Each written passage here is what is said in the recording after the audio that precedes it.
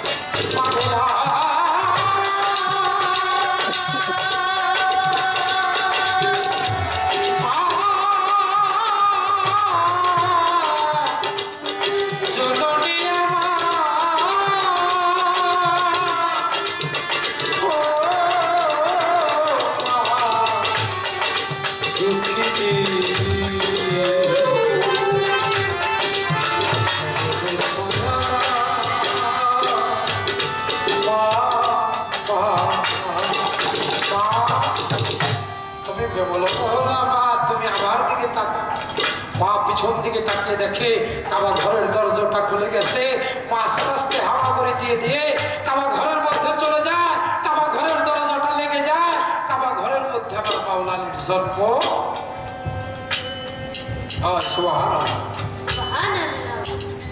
আড়াই দিন হয়ে গেল সন্তান চক্ষু মেলে তাকায় না কান্নাও করে না মায়ের দুধও খায় না এলাকায় একটু হরট করে গেল হায় হায় আমার কাবা ঘরের মধ্যে ফাতেমা বিনতে আসাদ আটকা পড়ে গেছে বাইরে দিতে পারে না ভিতর থেকে শুধু কান্নার আওয়াজ পায় ঘটনাটা কেমন সময় রাসূল গেছিল সিরিয়ায় বাণিজ্যের জন্য বাণিজ্য শেষ করে যখন এসে শুনতে পারলো ফাতেমা বিনতে আসাদ কাবা ঘরের মধ্যে আটকা পড়েছে সে সাথে সাথে কাবা ঘরের কাছে যে দরজার সামনে যে পাঠ করলো লা ইলাহা ইল্লাল্লাহ মুহাম্মাদুর রাসূলুল্লাহ সাল্লাল্লাহু আলাইহি পাঠ করার সাথে সাথে দরজাটা খুলে গেল আমার ফাতেমা বিনতে আসাদ সন্তান কোলে নিয়ে বাহির আসলো কিন্তু মায়ের চোখে পানি খারাপ লাগে বাজারটা মায়ের চোখে পানি আমার নবীজি বলে পাগল তুমি কাঁদো কেন ফাতেমা বিনতে আসাদ কাঁদে বলে আপনি আল্লাহর নবী এমন একটা সন্তান আমার গর্ভে হইল চক্ষু মেলে তাকায় না আবার দুধও খায় না কান্নাও করে না কেমন সন্তান কেমন সন্তান হইল আমার নবীজি কয় আমার দাদু ভাইকে আমার কোলে দাও কোলে দিচ্ছি আমার নবীজি বলে আলী ভাইদার তুমি একটু তাকাও তবে একটু তাকাও না সর্বপ্রথম তাকে কার রূপটা দর্শন করেছিলেন বাবা আমার নবীজি রূপটা দর্শন করলেন সুবহানাল্লাহ সুবহানাল্লাহ আমার নবীজি কি করলো তার জিহ্বা মোবারকটা মাওলা আলীর গালের মধ্যে দিল শুষে শুষে যেরকম সন্তান দুগ্ধ খায় ওই রকম করে আমার মাওলা আলী আলী হায়দার ওই রকম করে আমার নবীজির জিহ্বা মোবারক শুষে শুষে লালা মোবারক খায় সুবহানাল্লাহ সুবহানাল্লাহ আমার নবীজি বলে আলী হায়দার তুমি কিছু বলো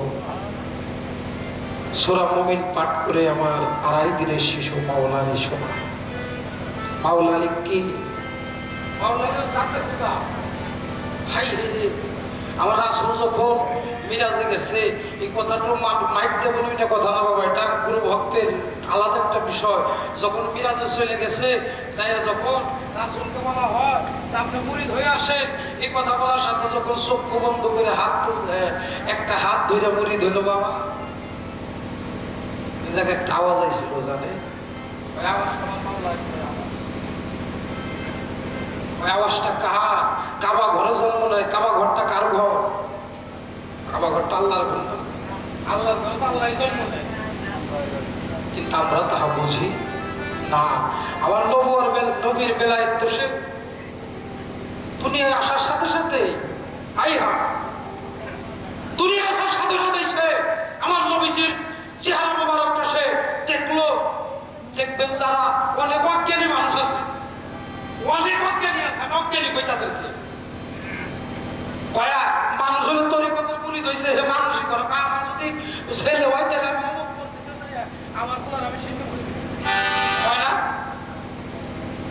ওরা মসজিদের ইমামরে বিশ্বাস যায় কিন্তু নিজের বিশ্বাস।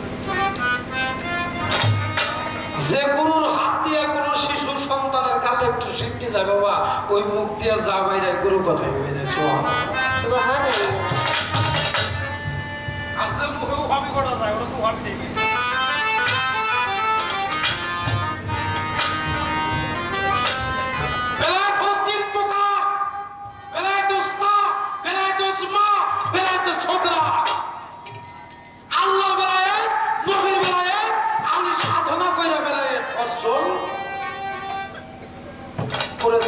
বর্তমানে অনেক পীর মশাইয়ের দরবার আছে, বাবাই পীর ছিল, ছেলেও পীর, অর্থাৎ বংশীয় পীর। এটাও তারা বেলায় পায়, বংশীয় বাবা। আবার আর একটা বেলায় তার জীবনে তার বংশে কোনো বিশ্বাস নাই, কিন্তু কর্ম করে যায় তার পীর হোম লাগছে। কর্ম করে বললি একটু ব্যবধান অবশ্যই আছে। মাওলানা নিজের কর্ম দ্বারা বেলায় অর্জন করছে। কখন? কথা বিষয় নাকি বাবা? হ্যাঁ,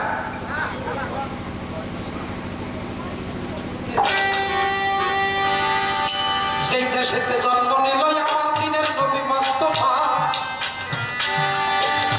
ওই মক্কার শহর ছাইড়াই আমার নবী মদিনাতে চলল।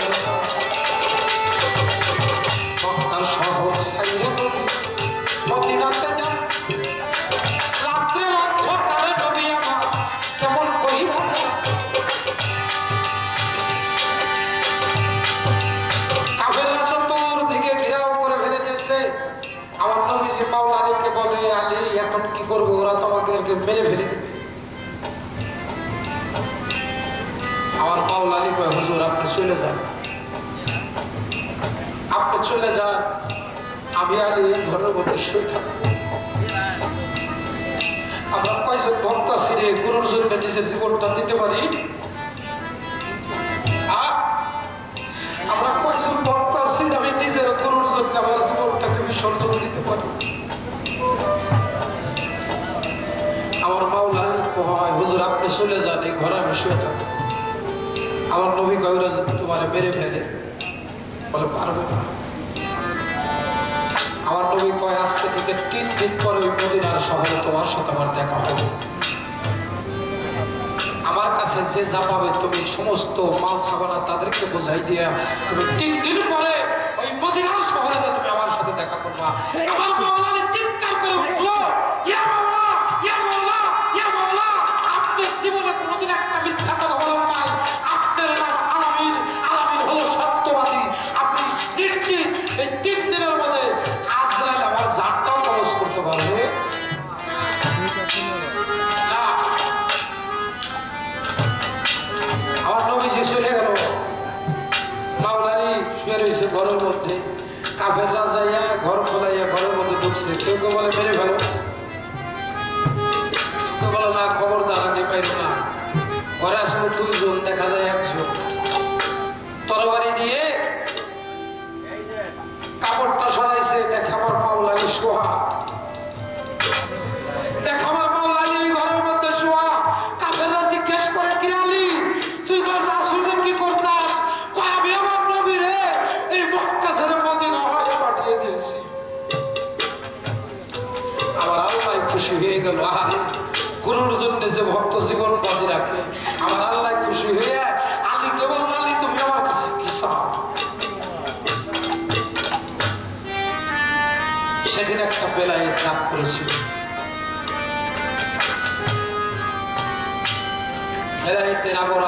হাসিল করবি মন আমার মজুদ থাকিয়া নিজের ইমান থাকবে বেলায়েতের আমরা সারিমানটা মজবুত আছে তার জন্য এই বেলায়েত হাসিল হবে সারিমান মজবুত নাই তার জন্য এই বেলায়েত হাসিল হবে না বেলায়েত হাসিল হইলে বেলায়েতে কর্ম করলে এটা আমার প্রতিপক্ষ বন্ধু বলে গেছে একটা কথা কি ওই নবুয়তের কর্ম না থাকলে তো বেলায়েতের অস্তিত্বই থাকতো না আমি একটা প্রশ্ন করতে চাই এই নবুয়তের সেই কর্মটা কি যেই কর্মটা না করলে বেলায়েতের অস্তিত্ব থাকবে না নবুয়তের কর্ম না করলে বেলায়েতের অস্তিত্ব থাকবে না আমি জানতে চাই সেই কর্মটা কোন কর্ম যেই কর্ম নবুয়তের না করলে বেলায়েতের অস্তিত্ব থাকবে একটা কথা রাখলাম আরেকটা কি মাওলা আলীর কাছে বেলায়েত দেখতে চাইল সে তরবারি বাইর করে তরবারি টানতে বাইর করলো সেখানে বেলায়েত দেখে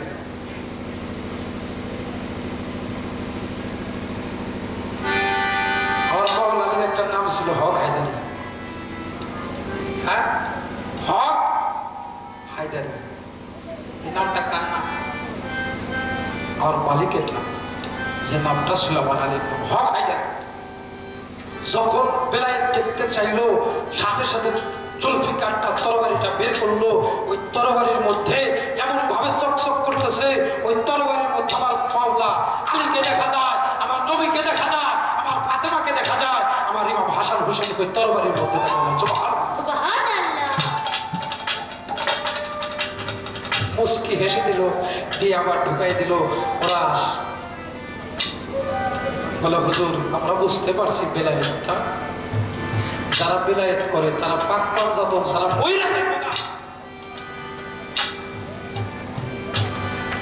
ওই নাম বিনে আমার গতি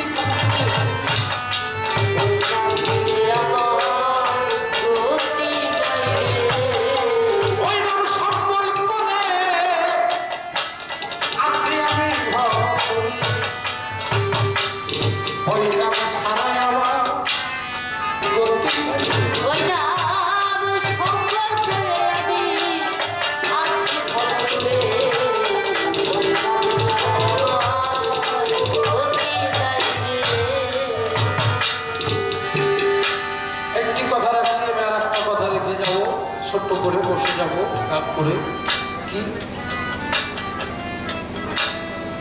আমার রাসূলের যে নবুয়ত ছিল নবীর নবুয়ত ছিল মহরের নবুয়ত এই মহরের নবুয়ত অনেকেই দেখছে বাবা আকাশ দেখছে বহিরাপাত্রী দেখছে দেখছে না কিন্তু এই নবুয়ত আরে বাবা শোন এই নবুয়তটা এমন একটা বস্তু দুইজন ব্যক্তি নবুয়ত দেখলো নবুয়ত ভালো জিনিস 14 পুরুষ জান্নাত হয়ে গেছে আকাশে বহিরাপাত্রীর 14 পুরুষ জান্নাত হয়ে গেছে আমার রাসূলের নবীজির নবুয়ত দেখে কিন্তু এই নবুয়ত দেখে দুইজন মানুষ সাথে সাথে তিনজন মানুষ ছিল একজন অন্ধ হয়ে গেল আর দুইজন সাথে সাথে জায়গার মধ্যে মারা গেল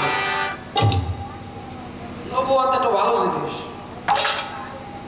নবুয়ত তো ভালো জিনিস মহরের নবুয়ত কিন্তু নবীর পৃষ্ঠে তাহা দেখতে পাওয়ার সাথে সাথে একজন অন্ধ হয়ে গেল দুইজন জায়গার মধ্যে মারা গেল আমি জানতে চাই এই তিনজন ব্যক্তি কি ছিল আর ওই নবুয়তের মধ্যে তারা কি দেখছিল কারণটা কি বিষয়টা কি এই দুইটা কথা আমি আপনার কাছে রাখলাম আমি আর একটা গান ছোট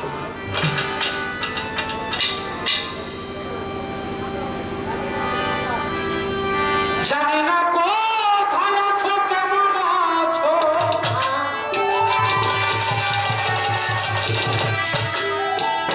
জানি না কোথায় আছো কেমন আছো আছো তুমি কোথায় আখিরে তোর লাইগা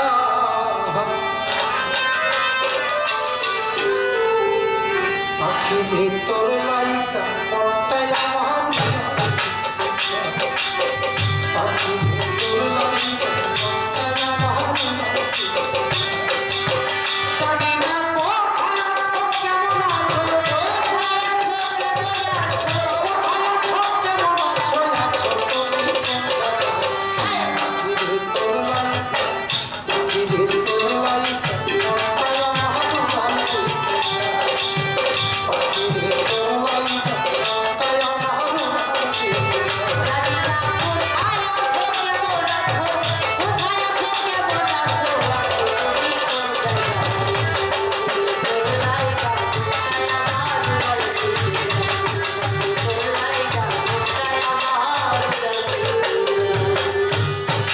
পরে কিনা আমার কথা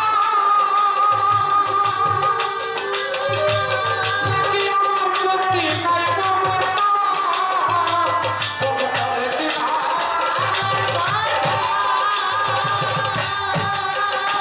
নাকি আমার প্রতি নাই মমতা উঠতে বসতে খাইতে শুইতে উঠতে বসতে খাইতে শুইতে বলছো না পয়সা পাখিরে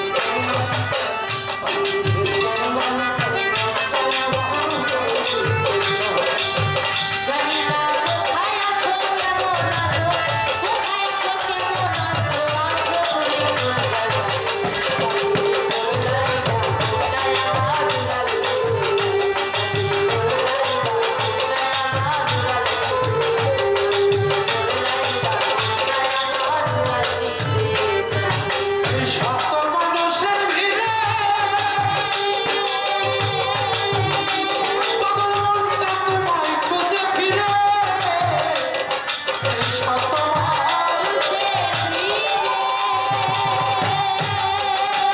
পাগল মনটা তোমায় খুঁজে ফিরে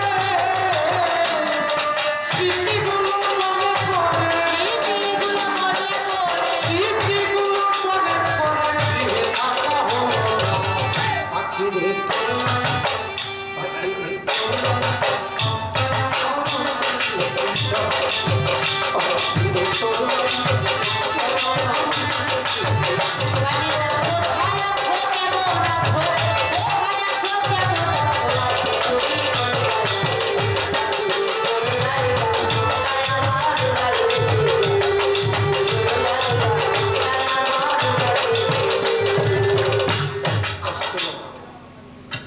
এখানে যে কজন মানুষ আমরা আছি প্রায় মানুষগুলো তৈরি করতে বাবারে যে যত কাঁদে সে তত পারের সম্পদ সবার কাছে অনুরোধ করি সময়টাকে ওঠা বসা করবে কারণ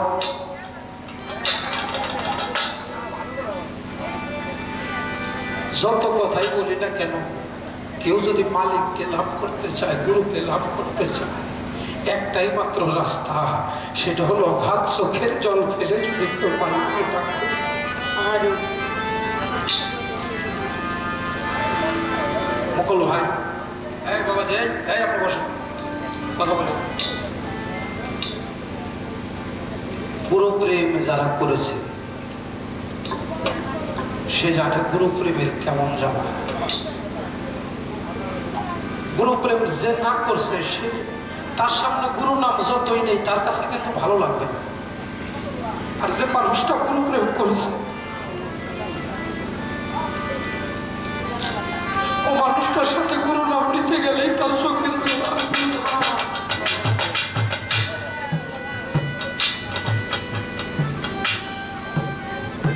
আমার বাবারে বললাম বাবা বড় শিল্পী হয় কি করে বাবা সেই কত বড় শিল্পী যার মুখে গুরু নামটা বেশি সুন্দর গুরু নাম তো আমরা সবাই নেই সবার কিন্তু ভালো লাগে বলে না রে বাবা যার মধ্যে দয়ালের পুরাটা বেশি গুরুর পুরাটা বেশি ওই মানুষটা গুরু নাম নিলে আর থাকতে পারে না রে আমাদের শাসাবাড়ির একজন ভক্ত আমার জালালউদ্দিন শাহ সাহেবের একজন ভক্ত ছিল আমাদের মানিকগঞ্জ শিবালয় থানা তেওতা গ্রাম ভগবংশী নাম ছিল আমার জালাল চন্দ্রের ভক্ত আরিসা হাটে থেকে একটা গাভী কিনছে গাভী গাছ ওইটা নিয়ে আমার বাবার দিবে বাবা দুধ খাইব তাই সবার জালাল চন্দ্রে গাভীটা দিয়ে দরবারে চলে গেছে কয়েকদিন পরে দরবার আসছে এসে দেখে জালালউদ্দিন শাহ সাহেব ওই গরুর গলার দড়ি ধরে খেতের হাতাল দিয়ে ঘাস খাওয়া গরু সেই দাবাটিটা হয়ে গেছে হাই হাই রে আমি অবশ্যই সেমন একটা বেদবি করলাম আমার জালাল চন্দ্রের হাতে আমি গরুর রশি ধরে দিলাম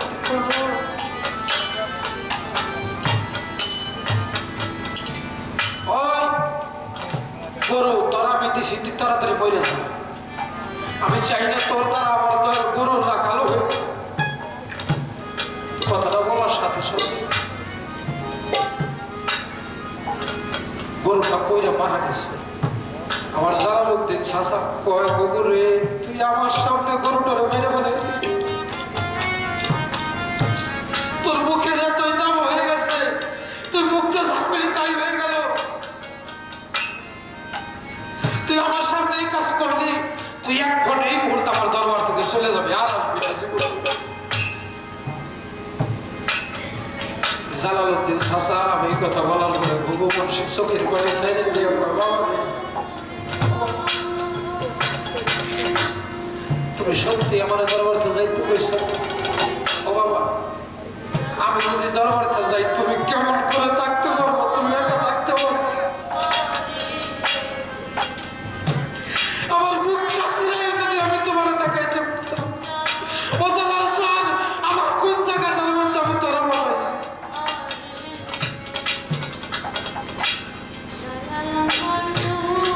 আমার জালাল স্যার কয় না রে তুই যে কাজ করছিস তোর জায়গা নাই আমার দরবারে তুই থাকতিস। ভগবানসী কাঁদতে কাঁদতে সাসাপাড়ি দরবার ওই পাশে একটা রাস্তা চলে গেছে। ওই রাস্তাটা তখন নিচে কাঁচা রাস্তা। ওই রাস্তার পরে যে বইছে একটা বাবলা গাছতলা। আর এদিকে আমার জালাল স্যার দরবারের লোকটা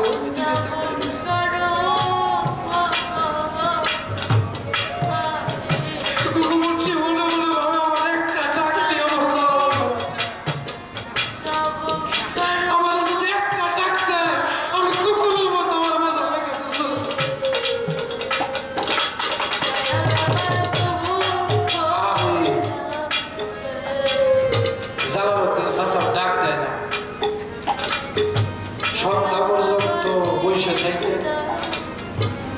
দরবারের দিকে একটা ভক্তি দিয়ে চলে গেছে। বাড়িতে যাইয়া তার 3 দিন পরে ঘুঘু বংশী মারা গেছে। সমাজের চাপে ওহাবিদের চাপে লাশটা তারা বাজার করতে দেয়। ওরা নিয়ে একটা কবরস্থানে মাটি দিচ্ছে। যমুনা নদী হারিসা ঘাট থেকে উজাতে তেউটা এমন ভাবে নদীটা ভাঙছে বাবা 7 বছর পরে ওই নদীটা ভাঙে 2টা পাও হয়ে দিয়েছে। নতুন কাপড়ের কাপড় জল জল করতেছে। মানুষ কয় হায় হায় নদীটা এইরকম ভাঙলো কবরস্থানের অর্ধেক নিয়ে গেল। নতুন কাপড় দেখা যায় 2টা পাও দেখা যায়। বিষয়টা